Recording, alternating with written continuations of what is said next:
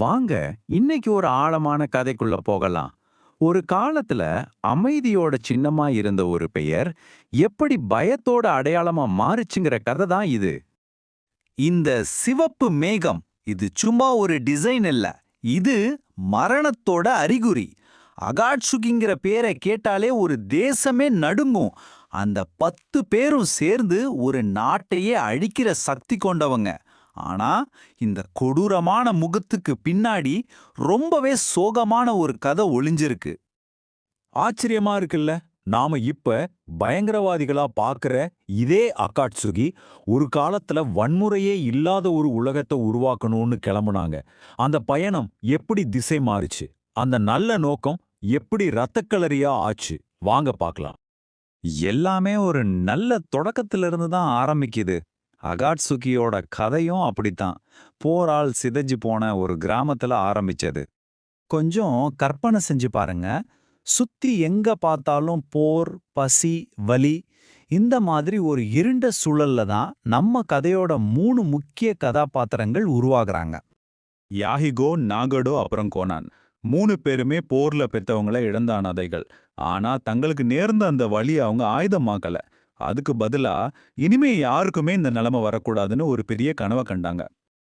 இதுதாங்க அகாட்சுகியோட முதல் உண்மையான நோக்கம். யாகிகோவோட தலைமையில சண்டை போடாம பேசி தீர்த்து ஒருத்தரை புரிஞ்சுக்கிட்டு போற நிறுத்தணும்னு நினைச்சாங்க. அவங்களோட இந்த எண்ணம் நிறைய பேரை ஈர்க்கவும் செஞ்சது. கொஞ்சம் கொஞ்சமா அகாட்சுகி ஒரு நம்பிக்கையோட இயக்கமா வளர ஆரம்பிச்சது. ஆனா உங்களுக்கு தெரியுமே, வெளிச்சம் அதிகமாக நிழலும் பெருசாகும். அகாட்சுகியோட எந்த வளர்ச்சி எல்லாருக்கும் சந்தோஷத்தை கொடுக்கல. சிலரோட மனசுல இது பயத்தையும் பொறாமையும் தான் விதைச்சது. இங்கிருந்து தான் கதை இருட்டாக ஆரம்பிக்குது. மறைக்கப்பட்ட மழை கிராமத்தோட தலைவன் ஹான்சோ. அவனுக்கு அகாட்சுகியோட வளர்ச்சி கண்ணை உறுத்துச்சு. யாஹிகோ பேசுற அமைதி பேச்சு தன்னோட அதிகாரத்தை குறைச்சிடும்னு பயப்பட ஆரம்பிச்சான். ஆமா, அதிகாரம் கையை விட்டு போயிடுமோங்கிற பயம் ஒரு மனுஷனை என்ன வேணா செய்ய வைக்கும் இல்லையா? அந்த பயம் ஹான்சோவை ஒரு மோசமான முடிவு எடுக்க வச்சது. அவன் யாருக்கும் தெரியாம எல கிராமத்தோட டான்ஸை கூட ஒரு டீல் போட்டான். இந்த டான்ஸோ இருக்கானே, அதிகாரத்துக்காக எதையும் செய்ய துணிஞ்ச ஆள். இவங்க 2 பேரோட சுயநலமும் ஒன்னு சேர்ந்து அமைதிக்காக போராடின ஒரு சின்ன குழுவை மொத்தமா அழிக்க திட்டம் போடுது. இப்ப நாம கதையோட ரொம்ப சோகமான ஒரு கட்டத்துக்கு வந்திருக்கோம். ஒரு அழகான கனவு எப்படி ஒரு கொடூரமான கனவா மாறுச்சுன்னு பார்க்க போறோம். ஹான்சோ அகாட்சுகிய சமாதான பேச்சுவார்த்தைக்கு கூப்பிட்டான். அமைதிய மட்டுமே விரும்பின யாஹிகோவும் நாகட்டோவும் இத முழுசா நம்பினாங்க. ஆனா அது ஒரு பொறி. அவங்க அந்த இடத்துக்கு போனதும் ஹான்சோவோட ஆளுங்க அவங்கள சுத்தி வளைச்சிட்டாங்க. நம்பிக்கை அப்பட்டமா துரோகத்தால கொல்லப்பட்டுச்சு. அங்க ஹான்சோ நகாட்டோ முன்னாடியே ஒரு கொடூரமான ஆப்ஷனை வைக்கிறான். 1, உன் காதலி மாதிரி இருக்கிற கோனான் சாகணும், இல்லனா உன் உயிர் நண்பன் யாகிகோவை நீயே கொல்லணும். யோசிச்சு பாருங்க, ஒரே நொடியில அவங்க உலகம் தலைகீழா மாறிடுச்சு.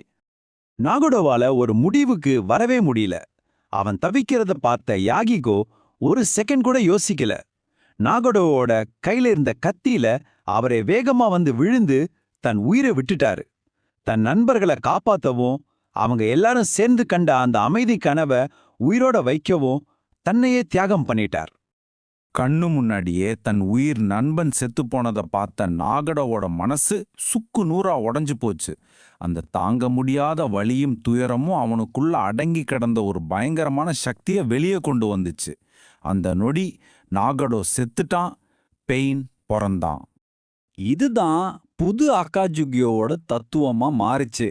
அன்பு, புரிதல், இதெல்லாம் பேசி அமைதியை கொண்டு வர முடியாதுன்னு நாகடோ நம்ப ஆரம்பிச்சான். இந்த உலகம் வலிய முழுசா உணரணும், அப்பதான் போரோட கொடூரத்தை புரிஞ்சுக்கிட்டு அமைதியை ஏத்துக்கணும்னு அவன் ஒரு முடிவுக்கு வந்தான். யாகிகோவோட கனவு நாகடோவோட வலியால அப்படியே தலைகீழா மாறிடுச்சு. அமைதியை உருவாக்க போன அவன் வெறுப்புங்கிற ஒரு சுழலுக்குள்ள ரொம்ப ஆழமா சிக்கிக்கிட்டான். அகாட்சியோட கதை இதோட முடியல.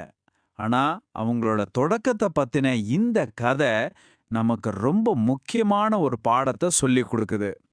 ஒரு உன்னதமான நோக்கம் எப்படி சிதைஞ்சு போச்சுன்னு பாருங்க.